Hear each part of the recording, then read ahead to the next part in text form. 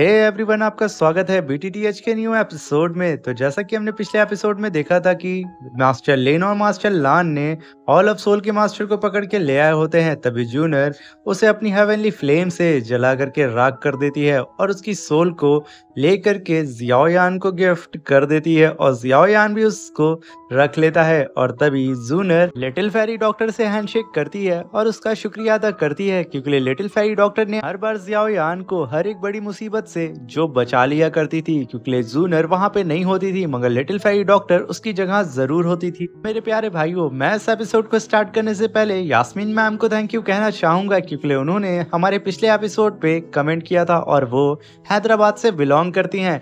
आप भी जिस सिटी से बिलोंग करते हैं और मेरी वीडियो को देख रहे हो तो प्लीज कमेंट बॉक्स में हमें जरूर बताइएगा कि ये वीडियो आपको कैसी लगी और अपने सिटी का नाम मेंशन जरूर करिएगा। हम आपके कमेंट्स का स्क्रीनशॉट लेकर के उसे इसी तरीके से अपनी नेक्स्ट वीडियो में शो करेंगे। बिना देर के इस एपिसोड को हम स्टार्ट करते हैं। इस एपिसोड के स्टार्टिंग में हमें ये फैमिली के हॉल का सीन दिखाया जाता है, जहाँ पे जिनलान के ग्रैंडफादर ये जोंग जियाओयान और के साथियों को चाय वगैरह पिला रहे होते हैं। और तभी जिनलान के ग्रैंडफादर जियाओयान से कहते हैं कि ब्रदर जियाओयान, अब प्लीज मुझे यहाँ से जाने की परमिशन दे, क्योंकि वॉर ओपन हो चुकी है और मुझे यहाँ से जाना होगा और बाहर की सिचुएशन को देखना होगा कि आखिर बाहर कैसा माहौल है, क्योंकि आप लोग की वॉर की वजह से ये फैमिली के साथ साथ बाहरी एरिया भी इफेक्टेड हो गया है, जिसकी वजह से हमें शायद काफी ज्यादा बड़ा नुकसान भी उठाना पड़ेगा। ये सुन करके जियाओयान वहां पे खड़ा होकर के उन्हें ग्रीट करता है और उन्हें वहां से जाने के लिए बोल देता है। तभी जिनलान के ग्रैंडफादर जिनलान को लेके वहां से चले जाते हैं और तभी जियाओयान वहां पे उन्हें ग्रीट करने के बाद अपनी चेयर पे वापस बैठ जाता है। तभी जूनर जियाओयान से कहती है कि आगे का आपका क्या प्लान है। तभी जियाओयान जूनर से कहता है कि सबसे पहले यहाँ पे जो ग्रेट अल्केमी कंपटीशन हो रहा है मैं उसे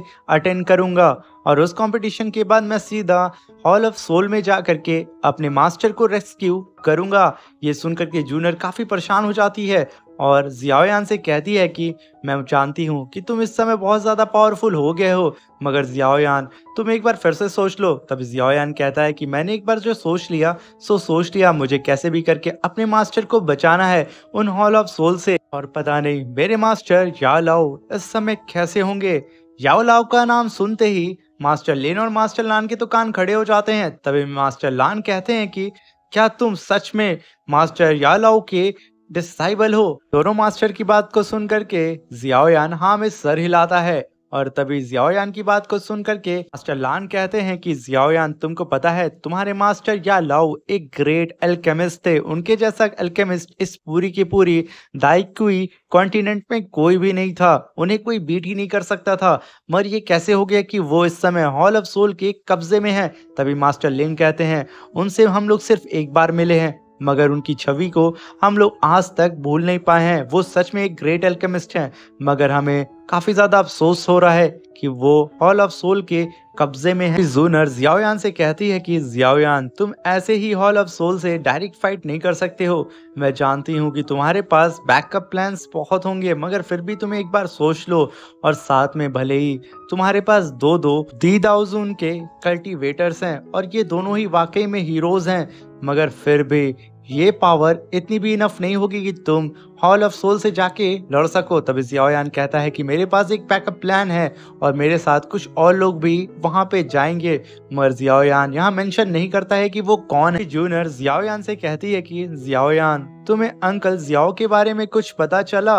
ये कह करके जूनर जियाओयान को और देखने लगती है और जियाओयान अपने फादर का नाम सुन करके काफी ज्यादा परेशान हो जाता है और उसके हाथ में जो चाय होती है उसे देखने लगता है और उसे कस के दबाते हुए कहता है कि शायद मेरे फादर को भी हॉल ऑफ सोल वालों ने कैप्चर करके रखा हुआ है और ना जाने कब मैं अपने फादर से दोबारा मिलूंगा। ये कह करके वो अपने फादर की मेमोरी को याद करता है जब उसके फादर उससे लास्ट टाइम मिले हुए थे। तभी जियाओयान कहता है कि मैं यहाँ पे अपने मास्टर को हॉल ऑफ सोल से बचाऊं या फिर अपने फादर को ढूंढूं, जिनका नामो निशान मुझे कहीं मिल नहीं रहा है।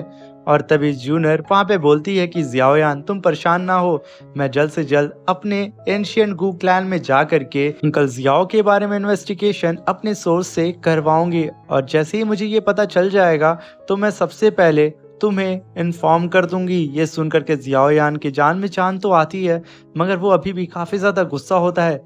तभी जूनर उसे हौसला देती है कि सब कुछ ठीक हो जाएगा, हम सब तुम्हारे साथ में हैं, हम लोग कैसे भी करके अंकल जियाओ को ढूंढ करके रहेंगे। उसकी बात को सुन करके little fairy doctor, master Tian और सबके सब वहाँ पे हाँ में सर हिलाते हैं और जियाओयान को यहाँ पे हौसला देने लगते हैं।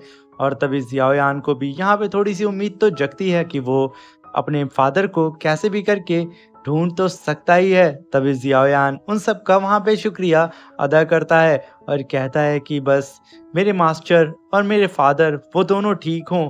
और ये कहते ही वो काफी ज्यादा इमोशनल हो जाता है। और यहीं पे सीन शिफ्ट होता है और हमें शेनगू क्लैन का सीन दिखाया जाता है, जहाँ पे एक सोल्जर अपने उड़ने वाले घोड़े पे सवार होकर के अपने लीडर लिंग क्यूआन के पास जाता है और कहता है कि मास्टर, हेड कमांड से ऑर्डर आया हुआ है कि आपको जल्द से जल्द ये चैंग कॉन्टिनेंट में जाना होगा और वहां जा करके आपको कैसे भी करके हमारी यंग मिस जूनर को लेकर के आना होगा। जूनर का नाम सुन करके लीडर लिंग कुआन काफी भड़क जाता है और कहता है कि अगर जूनर वहां पे गई है तो जरूर वो एक नंबर का कचड़ा जियाओ फैमिली का जियाओ यान भी वहां पे होगा। लगता है कि इस बार उस बंदे को सबक मुझे सिखाना ही होगा। मैंने पिछली बार उसे माफ कर दिया था, मगर इस बार इस गलती के लिए मैं उसे काफी बड़ी सजा देने वाला हूँ।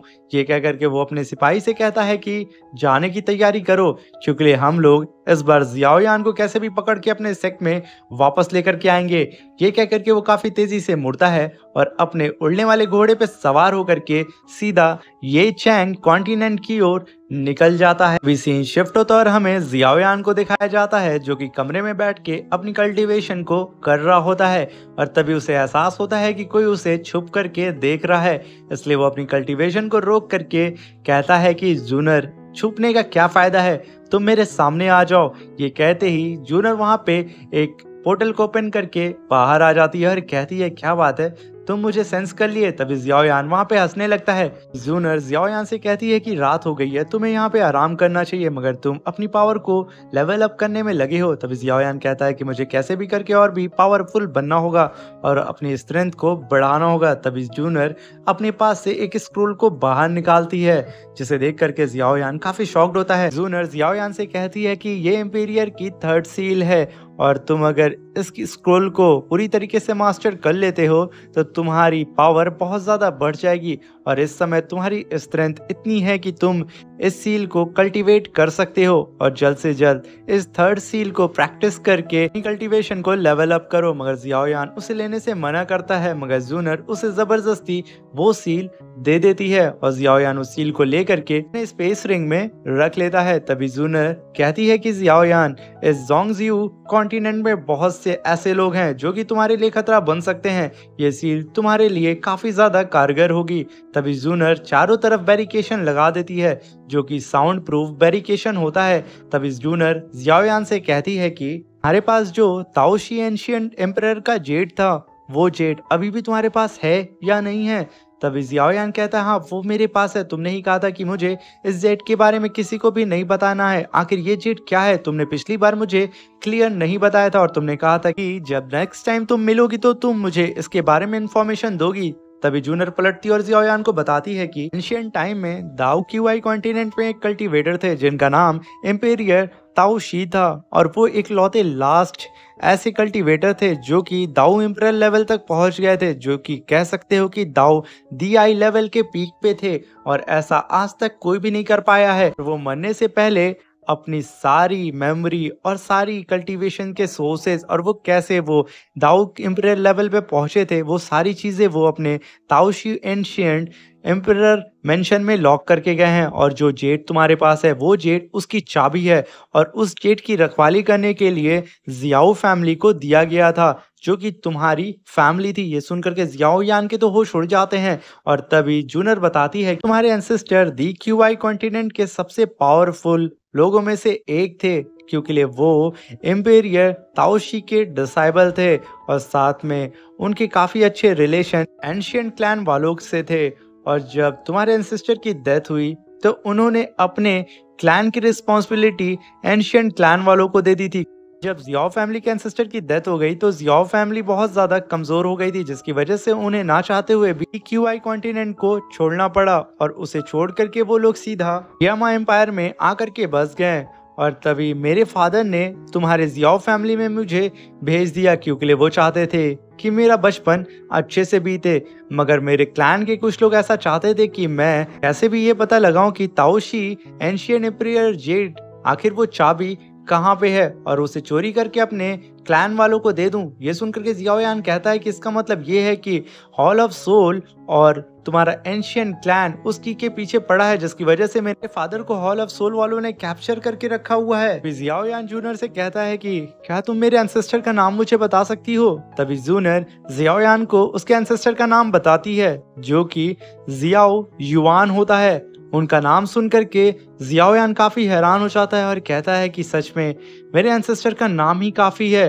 और तभी जूनर को ऐसा महसूस होता है कि उसने यहाँ पे जो साउंड बैरियर बनाया था उसके बाहर कोई खड़ा होकर के उन लोगों की बातें सुन रहा है। वो तुरंत पलट करके पीछे देखती है और तभी हमें पता चलता है उन दोनों की बात सुनने के चक्कर में वहाँ पे मास्टर लिन और मास्टर लान आए होते हैं, मगर उन्हें यहाँ कुछ सुनाई नहीं देता है। वो कहते हैं ना जाने अंदर क्या हो रहा होगा, क्योंकि वो लड़का हमारी यंग मिस के साथ है और यहाँ पे ये लोग कुछ गड़बड़ी सोच रहे होते हैं कि कहीं अंदर गुटर गुना हो रहा हो। और तभी वो दोनों एक दूसरे की शक्ल देख ही रहे होते हैं, तभी पीछे से आवाज आती है कि मास्टर लिन और मास्टर लान आखिर अब यहाँ क्या कर रहे हैं। अपनी यंग मिस को देख करके वो दोनों एकदम डर जाते हैं और कहते हैं अरे बस हम तो यहाँ से गुजर रहे थे और कुछ नहीं, रात काफी हो गई है, खाना खाने के बाद हम बस में टहल रहे थे।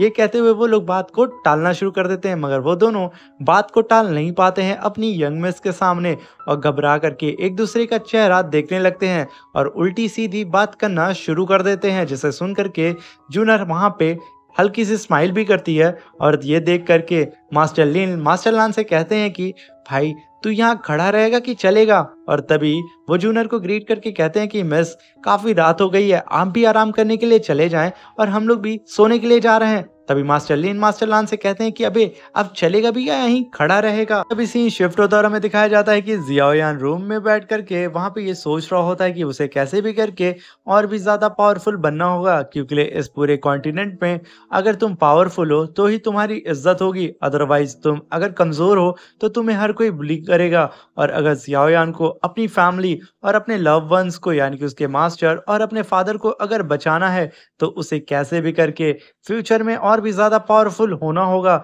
वरना उसके फादर और उसके मास्टर को बचा पाना बहुत ही ज्यादा मुश्किल होगा। ये सोच करके जियाओ यान काफी ज्यादा वहां पे अपसेट हो जाता है। तभी जियाओ यान कहता है कि इस पूरे कॉन्टिनेंट में क्या इस पूरे वर्ल्ड में सिर्फ पावरफुल लोगों की ही इज्जत होती है।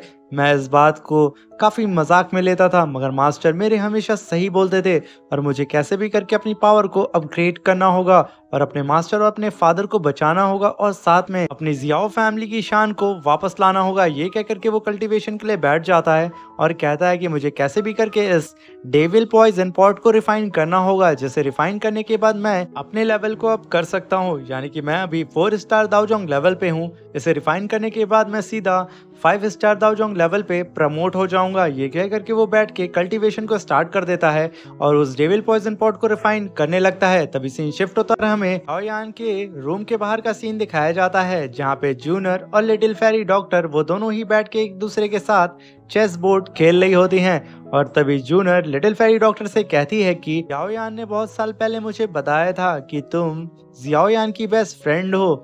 यहाँ पे जूनर पता कर रही होती है कि कहीं जियाओ यान का लिटिल फेरी डॉक्टर के साथ गुटरगुना हो रहा हो। तभी लिटिल फेरी डॉक्टर कहती है कि तुमने सही बोला, वो मेरा बेस्ट फ्रेंड है। ये सुन करके जूनर की जान में जान आती है और वो दोनों वहाँ पे चेस खेलने लगते हैं। तभी जूनर एक बार फिर लिटिल फेरी डॉक्टर को थैंक यू बोलती है कि उसने हर बार जियाओ यान की जान जो बचाई है। ये सुनकर के लिटिल फेरी डॉक्टर जूनर से कहती है कि तुम शायद बोल रही हो कि वो मेरा बेस्ट फ्रेंड भी है। तभी चारों तरफ हवा बहुत तेज चलने लगती है और वहां जमीन पे काफी ज्यादा वाइब्रेशन होने लगता है, जिसे लिटिल फेरी डॉक्टर सेंस कर लेती है और वो वहां पे काफी परेशान होकर के आसमान की ओर देखने लगती है और कहती है कि कहीं हम पर फिर से ग्लेशियर वैली के चीफ ने अटैक ना कर दिया हो, या तो फिर हॉल ऑफ सोल के कोई और कल्टीवेटर आकर के हमारे ऊपर अटैक ना करने वाला हो। ये क्या करके वो आसमान की ओर देखती है, मगर जूनर ये चीज सेंस कर लेती है कि आखिर कौन आया है। तभी जूनर कहती है कि ना ही वो हॉल ऑफ सोल का कल्टीवेटर है और ना ही ग्लेशियर वैली का, ये गू क्लैन के लोग हैं। तभी जूनर मास्टर लिन और मास्टर लान से कह देती है कि जा करके वो लोग उन लोगों से डील करें। तभी मास्टर लिन और मास्टर लान काफी तेजी से पोर्ट होकर के गू क्लैन के वॉरियर्स के सामने खड़े हो जाते हैं और कहते हैं कि आखिर तुम लोग इतनी तेजी से ये फैमिली की तरफ क्यों आ रहे हो। और तभी गू क्लैन का कमांडर लिंग क्यूआन वहां पे अपने घोड़े से उतरता है और मास्टर लिन और मास्टर लान को देख के उन्हें ग्रीट करता है और कहता है कि हमें हेडक्वार्टर से ऑर्डर आया है कि हम लोग यंग मिस को जल्द से जल्द गू क्लैन में वापस लेकर के जाएं, क्योंकि हो सकता है कि उनकी जान पे खतरा आ सकता है। ये सुनकर के मास्टर लिन कहते हैं तो क्या तुम 5 स्टार दाओजोंग लेवल का वॉरियर हम लोगों से अच्छा यंग मिस को प्रोटेक्ट कर सकता है। ये सुन करके लिंकुआन कहता है कि सीनियर आप यहाँ गलत समझ रहे हैं, मुझे हेडक्वार्टर से ये ऑर्डर मिला था जिसकी वजह से मुझे यहाँ आना पड़ा और मुझे कैसे भी करके यंग मिस को वापस गू क्लैन में लेकर के जाना होगा। ये सुनकर के मास्टर लिन और मास्टर लान काफी भड़क जाते हैं, कहते हैं कि कमांडर लिन क्यूआन तुम शायद हम लोग के सामने कुछ ज्यादा ही बोल रहे हो, तुम शायद भूल गए हो कि हम दोनों कौन हैं। ये सुनकर के लिन क्यूआन की तो हवा टाइट हो जाती है, वो तुरंत ग्रीट करते हुए कहता है कि सीनियर्स मैं सच बोल रहा हूँ, मुझे ऊपर से आदेश मिला है जिसकी वजह से मुझे यहाँ पे तुरंत ही आना पड़ा है और मुझे कैसे भी करके यंग मिस को यहाँ से लेकर के जाना होगा। मगर मास्टर लेन और मास्टर अन उन लोगों को आगे बढ़ने नहीं देते हैं। ये सारी चीजें नीचे बैठी हुई जूनियर सुन रही होती है और वो इतना गुस्सा जाती है कि तुरंत टेलीपोर्ट होकर के उन कू क्लैन के वॉरियर्स के सामने आके खड़ी हो जाती है और कमांडर लिंकुआन से कहती है कि आखिर तुम यहाँ क्या कर रहे हो। तभी कमांडर लिंकुआन तुरंत जूनियर को ग्रीट करता है और कहता है कि मिस हमें आदेश मिला है कि हम आपको लेकर के जल्द से जल्द गू क्लैन में वापस आ जाएं और ये हमारे सीनियर का आदेश है। जूनियर कहती है कि मैं 2 दिन के बाद गू क्लैन में वापस आ जाऊंगी, तुम जा सकते हो। मगर ये सुनकर के लिंकुआन कहता है कि मिस आपको आज ही हमारे साथ चलना होगा और साथ में आपका जो दोस्त यानी कि जियाओ फैमिली का जो मेंबर यहाँ पे छुपा हुआ है आप उसे भी साथ में ले लें, क्योंकि हमारे सीनियर्स ने उसे स्पेशली कहा है कि मैं जियाओ यान को अपने साथ लेकर के आऊँ, क्योंकि वो उससे कुछ पूछना चाहते हैं और बात करना चाहते हैं। ये सुन करके जूनर भड़क जाती है और काफी गुस्से में मास्टर लेन और मास्टर लान से कहती है कि आप जा करके इस गधे को सबक सिखाएं। ये सुन करके लिन क्यूआन की तो वहाँ हालत खराब हो जाती है और इधर मास्टर लेन और मास्टर लान वहाँ पे रेडी हो चुके होते हैं लिंकुआन को कूटने के लिए। तभी जूनियर कहती है कि आप इसे जाके सबक सिखाएं, बाकी जो भी चीजें होंगी मैं हैंडल कर लूंगी गू क्लैन में जा करके। मगर यहाँ पे मास्टर लिन और मास्टर लान अटैक करते ही उससे पहले ही लिन क्यूआन तुरंत एक टोकन को बाहर निकालता है। देख करके मास्टर लिन और मास्टर लान वो दोनों ही रुक जाते हैं, क्योंकि ये एंशिएंट टोकन होता है जिसके खिलाफ कोई भी नहीं जा सकता, अगर कोई गया तो वो गद्दार होगा। ये देख करके जूनियर कहती है कि यानी कि तुम यहाँ पे पूरी तैयारी के साथ आए हो। तभी लिंकुआन कहता है कि यंग मिस हमें कैसे भी करके आपको तुरंत आज ही लेकर के वापस गू क्लैन में जाना होगा और साथ में जियाओ यान को भी किसी भी कीमत पे अपने एल्डर्स के सामने पेश करना होगा, क्योंकि हमारे एल्डर उससे बात करना चाहते हैं। मगर जूनियर उसकी बात को सुन करके वहां पे कहती है कि तुम भूल जाओ कि तुम्हारे साथ जियाओ यान जाएगा, और रही बात तुम्हारी तो तुम्हारे वर्ड्स को मैं रिकॉर्ड करके अपने पास रख रही हूँ, वक्त आने पे मैं तुम्हें रीपे जरूर करूंगी। ये सुनकर के लिन क्यूआन कुछ पल के लिए डर सा जाता है, मगर तभी नीचे से आवाज आती है जियाओ यान की, अरे वाह इतने सालों बाद मैं कमांडर लिन क्यूआन से मिलने वाला हूँ और अगर ये मुझसे मिलने आया है तो मैं इसे जरूर मिलूंगा। ये कहते ही वो काफी तेजी से उड़ता हुआ सीधा जूनियर के बगल में आके खड़ा हो जाता है। तभी लिन क्यूआन जियाओ यान को देख के कहता है कि क्या बात है, तुम तो प्रोग्रेस कर रहे हो, तुम तो 4 स्टार दाओजोंग लेवल पे हो गए हो। आखिर जियाओ फैमिली में कोई ऐसा मर्द पैदा तो हुआ जो कि दाओजेंग लेवल तक पहुंच पाया है। क्युआन की बात को सुनकर के जियाओ यान कहता है कि जब मैं तुमसे पहले मिला था तो तुम 3 स्टार दाओजोंग लेवल पे थे और अभी 5 स्टार दाओजोंग लेवल पे हो, और मैं उस टाइम फाइटिंग स्पिरिट लेवल पे था और इस टाइम मैं 4 स्टार दाओजोंग लेवल पे हूँ।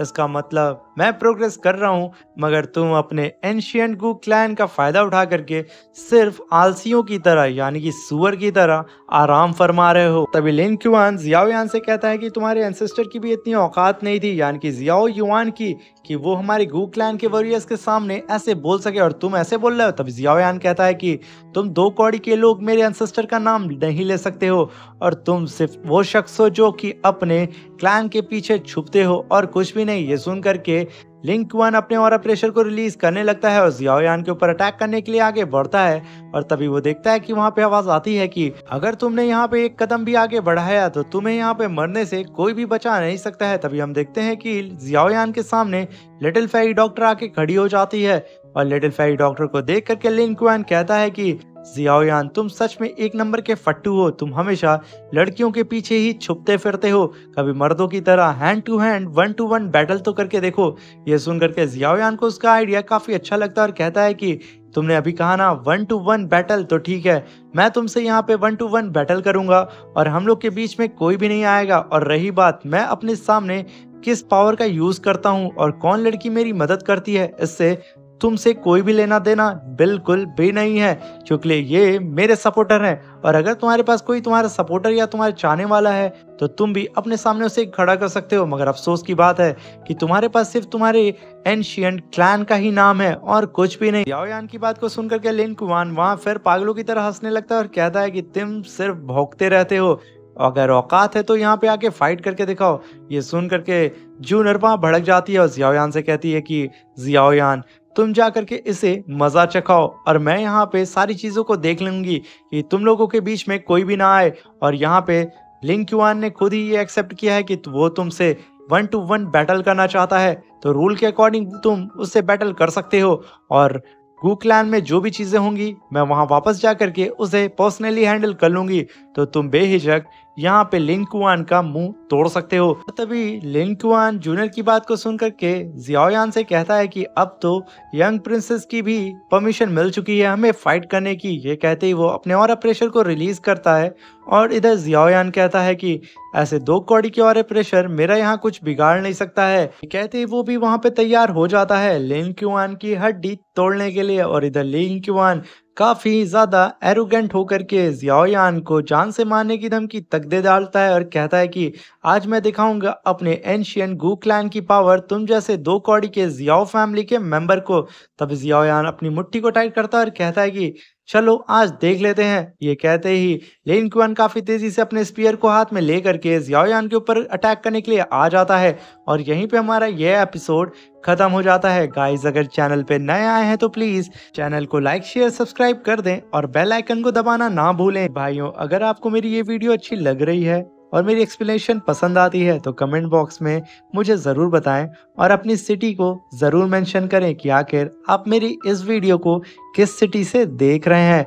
मैं आपके कमेंट्स का स्क्रीनशॉट लेकर के अपने नेक्स्ट वीडियो में उसे ज़रूर शो करूंगा और उसका जवाब भी ज़रूर दूंगा। अब मिलते हैं इसके नेक्स्ट वीडियो में, तब तक के लिए आप अपना ख्याल रखें और सावधान रहें।